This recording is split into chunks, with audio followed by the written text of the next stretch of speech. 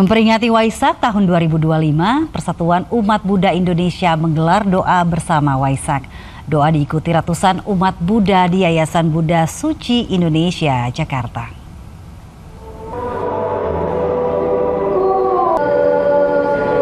Dalam peringatan Hari Waisak 2025, Persatuan Umat Buddha Indonesia gelar doa bersama di Yayasan Buddha Suci Indonesia, Jakarta. Ratusan umat Buddha hadir dalam acara yang dilaksanakan sehari jelang Hari Raya Waisak 2025. Berbagai prosesi ibadah dilaksanakan, mulai dari membaca doa, meditasi, dan juga petuah yang disampaikan oleh para biksu. Kepada segenap umat Buddha, tetap mendasarkan kepeduliannya dengan kasih sayang yang sejati. Kita juga melakukan serangkaian tugas dari ajaran Sang Buddha itu sendiri, dan kita naungkan di dalam bulan Bakti Permabudi untuk Waisak.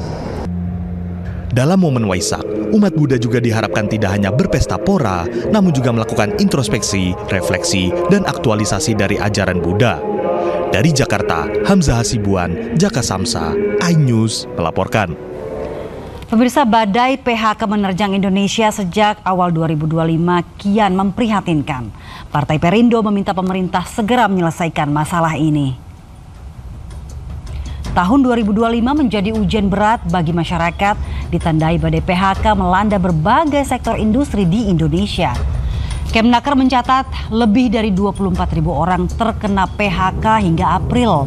Sementara BPS merilis angka pengangguran hingga Februari 7,28 juta orang. Partai Perindo meminta pemerintah menyiapkan langkah taktis dan strategis agar lapangan kerja kembali terbuka.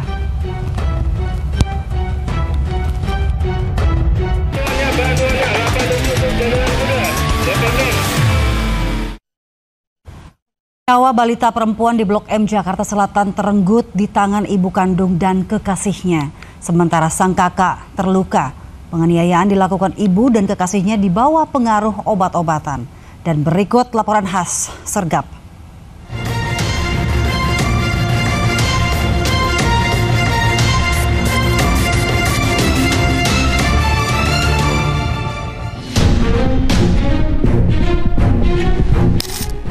Pemirsa, seorang anak berusia 2 tahun tewas, sementara kakaknya yang berusia 5 tahun terluka serta trauma. Keduanya dianiaya ibu kandungnya bersama kekasihnya. Seorang wanita dan pria ini ditangkap polisi di bawah flyover Blok M, Jakarta Selatan. Ternyata wanita ini ibu kandung bocah perempuan berusia 2 tahun yang tewas di Puskesmas Kebayoran Baru, Jakarta Selatan. Sedangkan seorang pria kekasih ibunya. Wanita ini memiliki 2 anak yang sama-sama terluka. Ada beberapa saksi yang sudah dimintai keterangan, yang memang juga dari hasil keterangan saksi mengarah bahwa itu ada tindak kekerasan. Keduanya tinggal berpindah-pindah tempat karena bekerja sebagai penjual bunga petik dan pengamen. Seorang ibu kandung membawa kabur 2 anaknya dari Semarang, Jawa Tengah ke Jakarta bersama kekasihnya. Ibu dan kekasihnya kecanduan obat terlarang sehingga sering marah pada 2 anaknya. Anak kandung yang pertama berusia 5 tahun, tubuh terluka bahkan sampai trauma. Anak yang kedua berusia 2 tahun dianiaya bahkan hingga bagian tubuhnya terkilir. Saat anaknya dibawa ke puskesmas sudah dalam kondisi tewas. Setelah kita dalami oleh penyidik, memang diakui oleh mereka bahwa mereka akumulatif, jadi memang sudah sering melakukan kekerasan. Kedua tersangka mengakui perbuatannya menganiaya karena kecanduan obat terlarang. Korban yang berusia 5 tahun dirawat unit PPA, sementara tersangka terancam hukuman 15 tahun penjara. Pemirsa, seorang ibu bisa menjaga 10 anaknya, namun belum tentu dengan anaknya yang bisa menjaga kedua orang tuanya. Di Blok M, Jakarta Selatan, justru sebaliknya, seorang ibu tak mampu menjaga 2 anaknya karena pengaruh obat-obatan. Tetap hati-hati dan selalu waspada. Saiful Anwar dan Aris Setiawan melaporkan. Kenakalan sejumlah bocah di Depok, Jawa Barat makin memprihatinkan. Mulai dari terlibat tawuran hingga iseng bermain korek gas dan membakar baju di kios Pasar Cimanggis. Berita ini menutup jumpa kita siang ini. Saya Dian Mirza bersama tim yang bertugas. Tetap semangat dan sampai jumpa.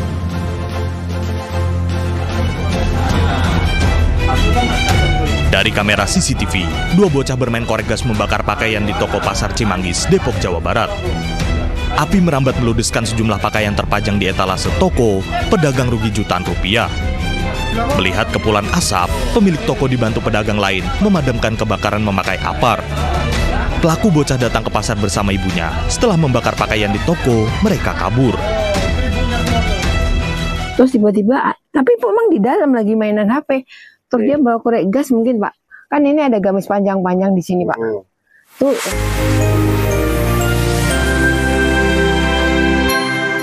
Masjid Kuba merupakan masjid pertama yang dibangun Rasulullah saat hijrah dari Mekah ke Madinah. Meski tak terlalu megah, masjid ini memiliki keutamaan yang tercatat dalam Al-Quran dan hadis.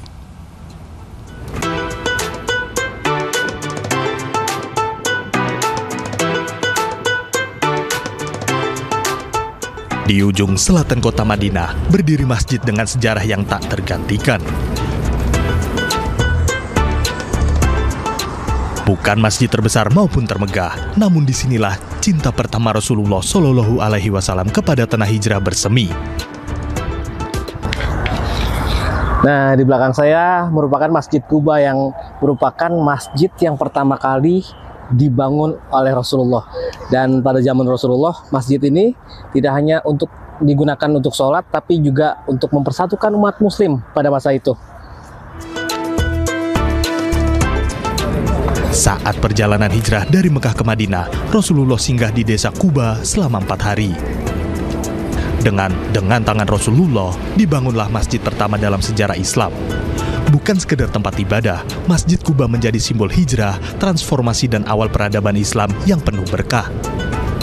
Masjid ini disebut dalam Al-Quran Surat At-Taubah ayat 108 sebagai tempat yang didirikan atas dasar takwa sejak hari pertama.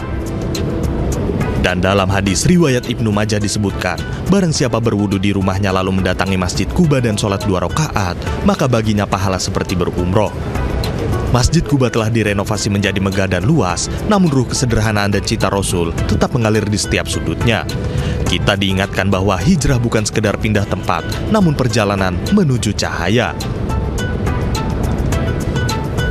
Dari Madinah, Arab Saudi, Gigi Irfan, iNews melaporkan.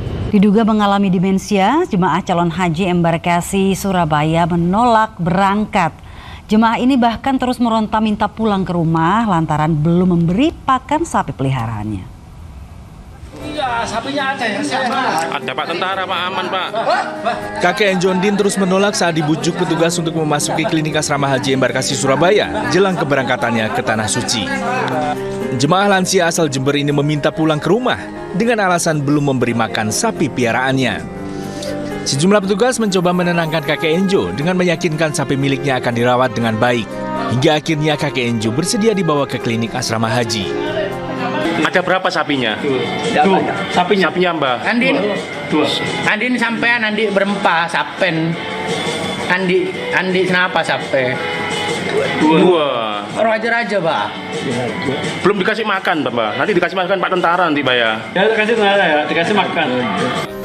Jemaah calon haji berusia 70 tahun ini diduga mengalami demensia dan harus diobservasi oleh tim kesehatan Balai Kekarantinaan Kesehatan Asrama Haji Sukolilo, Surabaya. Dari Surabaya, Jawa Timur, Yuda Prawira, iNews melaporkan.